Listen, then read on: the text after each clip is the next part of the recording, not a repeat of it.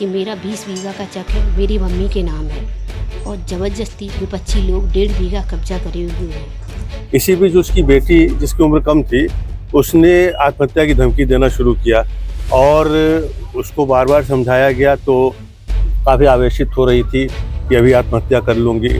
तो उसकी जीवन रक्षा के लिए सिर्फ उसको पुलिस की निगरानी में भेजा गया कि कहीं मैनपुरी का समाधान दिवस और इसमें डीएम अंजनी कुमार सिंह का दिया हुआ फैसला काफी चर्चा में है। चर्चा इस बात की कि समाधान दिवस में जमीन पर अवैध कब्जे की शिकायत लेकर पहुंची मां बेटी पर शांति भंग में कार्रवाई कर दी गई। आरोप है कि मां बेटी डीएम से बहस कर रही थी। इस पर डीएम ने पुलिस को बुलाकर कार्रवाई के आदेश दे दिए। पुलिस दोनों को लेकर थाने पहुंची। इसके बाद शांति भंग में उनका चालान कर दिया। वहीं मां बेटी ने पुलिस प्रशासन पर मनमानी करने के आरोप लगाए हैं। अब इस मामले में जहां मां बेटी अपनी जमीन पर कब्जे को लेकर डर बता रही हैं, तो दूसरी तरफ डीएम अंजनी सिंह की तरफ से भी पूरी सफाई आई है। आइए आपको दोनों पक्षों की बात सुनाते हैं। संभवतः आप कल किशनी में राधा देवी एक आई थी संपूर्ण समाधान दिवस में, उनकी बात कर रहे हैं। मैंने भी देखा सोशल मीडिया और कुछ समाचार चैनलों के माध्यम से ये झूठ फैलाया जा रहा है कि उसको जेल भेज दिया गया और तमाम बातें कही जा रही हैं। अब मुझे नहीं पता है कि किस निहित स्वार्थवश ऐसी बातें कही जा रही हैं, जबकि वास्तविकता ये है कि वो महिला और उसकी एक बेटी, उम्र तकरीबन 20-22 साल रही होगी, वो आई थी और उनकी समस्या पर धैर्यपूर्वक सुनवाई की गई, आदेश किया गया और टीम गठित की जा रही थी उनकी समस्या को देखने के लिए। इसी बीच उसकी बेटी, जिसकी उम्र कम थी, उसने आत्महत्या की धमकी देना शुरू किया और उसको बार बार समझाया गया तो काफ़ी आवेशित हो रही थी कि अभी आत्महत्या कर लूँगी। तो उसकी जीवन रक्षा के लिए सिर्फ उसको पुलिस की निगरानी में भेजा गया कि कहीं ऐसा आत्मघाती कदम न उठा ले और कोई भी अगर ऐसी धमकी देगा तो जो भी आवश्यक कदम होगा वो प्रशासन उठाएगा। तो जो आवश्यक समझा गया उसकी जीवन रक्षा के लिए वो उठाया गया।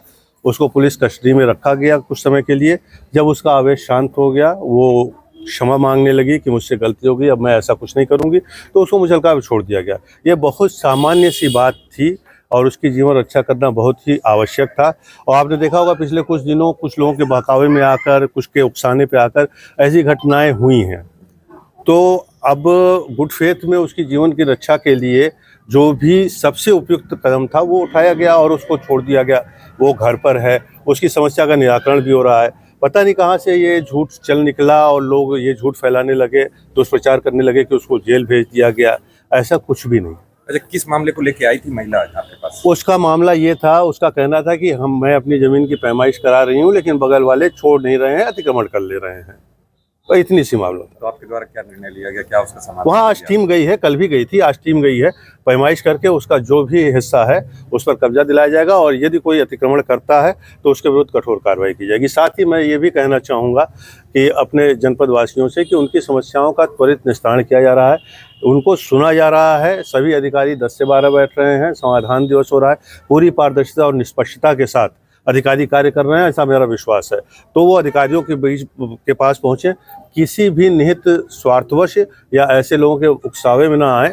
यदि उनकी समस्या का निराकरण नहीं होता है तो हम लोग बैठे हुए हैं, आप बताइए, 100% निराकरण होगा। लेकिन आत्महत्या करने जैसा आत्मघाती कदम उठाना, उसकी धमकी देना, लॉ एंड ऑर्डर में खराब करना, पब्लिक ट्रैंक्विलिटी को डिस्टर्ब करना, ये अच्छी बात नहीं है और मैं अनुरोध करता हूं कि ये सब न किया जाए।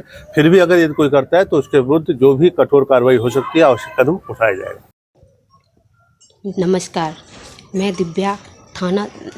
दिव्या जिला मैनपुरी थाना वेबर किशनी तहसील ग्राम बारामूर से बोल रही हूँ।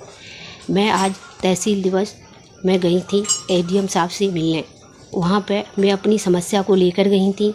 मेरी वहाँ समस्या ये है कि मेरा 20 बीघा का चक है, मेरी मम्मी के नाम है और ज़बरदस्ती विपक्षी लोग 1.5 बीघा कब्जा करे हुए हैं और मैं लगातार सन 18 से कब्जा करे हुए, सन 18 से लगातार कार्रवाई कर रहे हैं। मेरी कोई भी सुनवाई नहीं हो रही है। आज इसी समस्या को लेकर मैं तहसील में गई थी। तहसील में डीएम साहब से पेश हुई। डीएम साहब ने वहाँ मेरी कोई भी बात नहीं सुनी, मुझ पर धाराएँ लगा दी गई।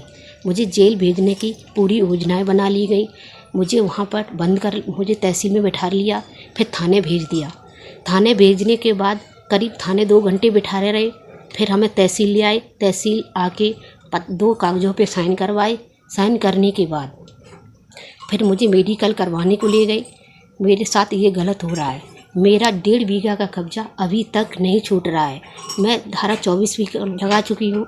मेरी कोई भी समस्या नहीं है। विपक्षी लोग दबंगी है, गुंडागर्द है और बेमाफिया लोग हैं।